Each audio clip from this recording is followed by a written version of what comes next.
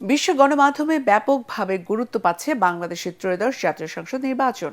ভারতীয় সংবাদ মাধ্যম আনন্দবাজার পত্রিকা থেকে শুরু করে পাকিস্তানের জিও নিউজ, ব্রিটিশ গণমাধ্যম বিবিসি, কাতার ভিত্তিক আল জাজিরা, আন্তর্জাতিক বার্তা সংস্থা রয়টার্স, জার্মানির ডয়চে ভেলে এবং মার্কিন গণমাধ্যম নিউ ইয়র্ক টাইমস সবখানে উঠে এসেছে বিএনপির জয়ের খবর।